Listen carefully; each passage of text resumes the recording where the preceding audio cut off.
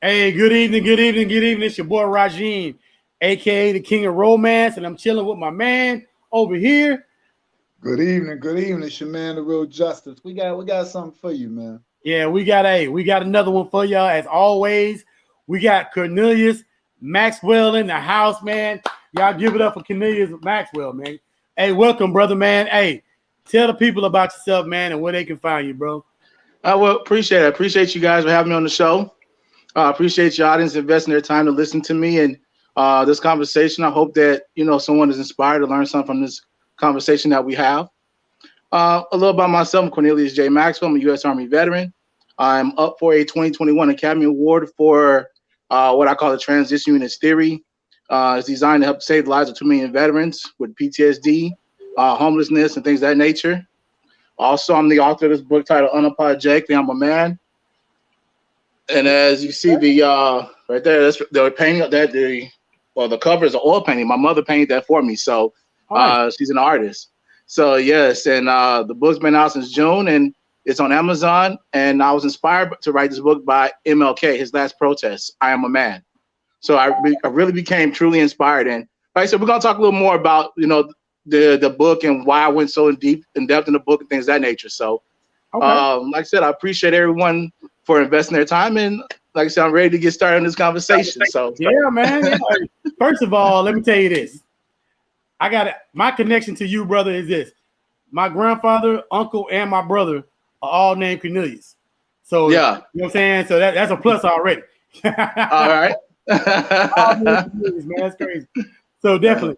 And so tell us a little bit about your book, man. Like give us the backstory on it. I know you don't have to tell us too much, but we do want to know the backstory on it. We want to get right into it. Give us a little bit outline on it.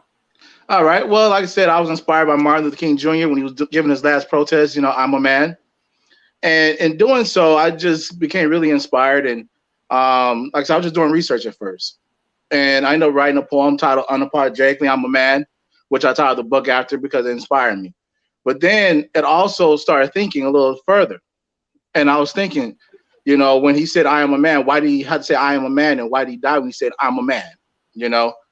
And I started thinking going all the way back to slavery with the buck breaking system and how they had to take the black man out the family structure.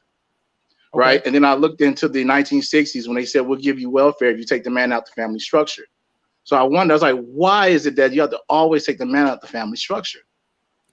And so I started realizing, opened my Bible. The Bible is the moral and ethical doctrine of this country. It's in the Constitution and things of that nature. And so I started realizing, that the Bible itself teaches that it's basically from front to back. It talks about completely discusses God's birthright to man, which is forgiveness.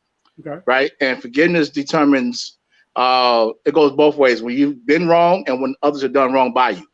Right. So how do you do that? Well, you create systems that heal the victim, but establish redemption for the perpetrator.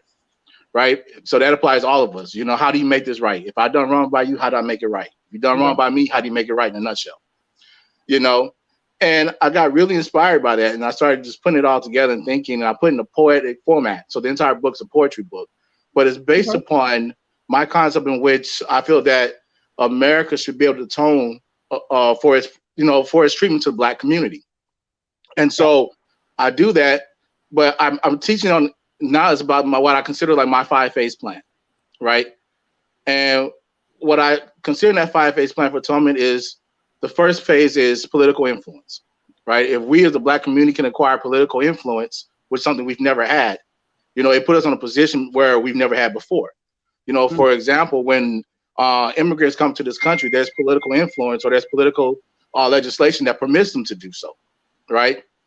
And so if we're able to gather that same playing field or equal playing field or fair representation and playing field, we're able to go to the second phase, which is establish economic stability, because in the black community, we built it through Tulsa, Oklahoma, Black Wall Street, Rosewood, Florida back in the day, so it's already been proven we can do that. But the one thing we didn't have was the political influence. Okay. So we can establish the economic stability. We can invest more into black business owners, right? More SBA programs like the 8A minority programs and things of that nature. We can create more programs that invest more into black business owners. More black business owners create more jobs for the black community in the black community, Okay. right? Plus, it creates more taxpayers, which is sound economics because it increases the GDP, Got you. Okay. right?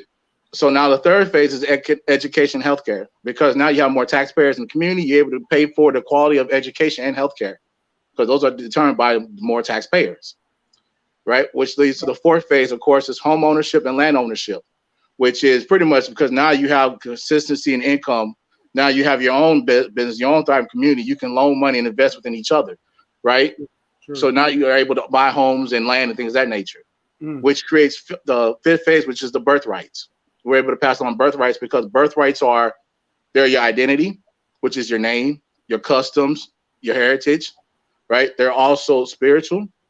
Birthrights are economical and they're political, right? You know, economical meaning that they're assets, money, homes, things of that nature, right? And then political, right? Kings became kings because they passed it along as a birthright, you know, historically, you know, things of that nature. So the fact that, you know, birthrights are all these things, now we're able to acquire, you know, a level of freedom based upon these things.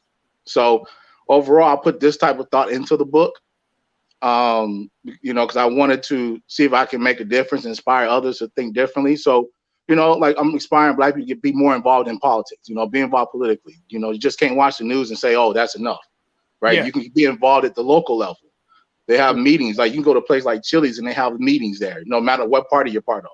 You know, you can go learn what's going on. You can meet the candidates for to get on the ballot, you know, and things of that nature. So, you know, when they know who you are and you're in their face and you're actually talking to them, you can make a difference that way, right? And so with that, that's the concept of overall of what I was thinking, and you know, overall. So, man, so actually, that's interesting too, man. Because like I said, I spent a lot of time in Oklahoma.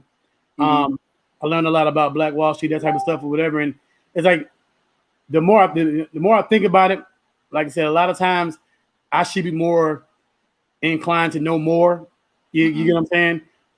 My goal is to know more, but like I said, we get complacent as Black people that, you know, so we kind of get to the point where sometimes we listen to what they tell us, and you know what I'm saying? It's like, so we're being led, and I like you said, we have to learn how to be leaders and not be led by, you know, misinformation. So that, I mean, that. So let me ask you this. So as far as because you say it's poetry, correct? Right? So, and you wrote it in the form of a poetry book. So, like, well, first of all, on this show, as a poet, we definitely gonna have you read something. So hope you're ready to read something. You know what I'm saying? So, but so how do you feel like? What do you feel like you want people to, like, you want your readers to get out of? Like, what direction do you want to go in what you've written in your book? Like, what do you like? What kind of growth do you want to, you know, target? What's your book?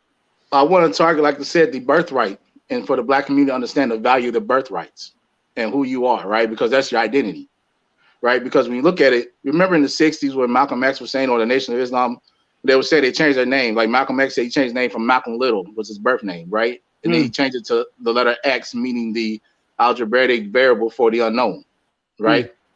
Because the birthright is your father's name, your forefathers. Well, ours was, you know, stripped from us.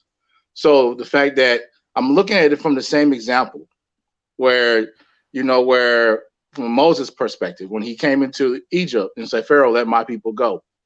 And in that process, you know, remember those Hebrews had been slaves for 400 years. But then once they were released and free, they established a new birthright. And then they even entered into a promised land, to a new area, right? And established a whole new history. So what I'm doing is I'm pretty much challenging the Black community to be more involved in that level, think on this way that we can be more involved, we can do more. You know, and if we inspire each other to do so and rally up as a community, and I believe that we can do that. And so, like I said, that's the big part I want everybody to get, and I want America to even accept it. Hey, we've done wrong by the Black community. You know, they deserve to have a birthright because all men have a birthright. You have customs, you know, that welcome, you know, your daughters into womanhood. You have customs that welcome your sons into manhood. We don't have that, you know.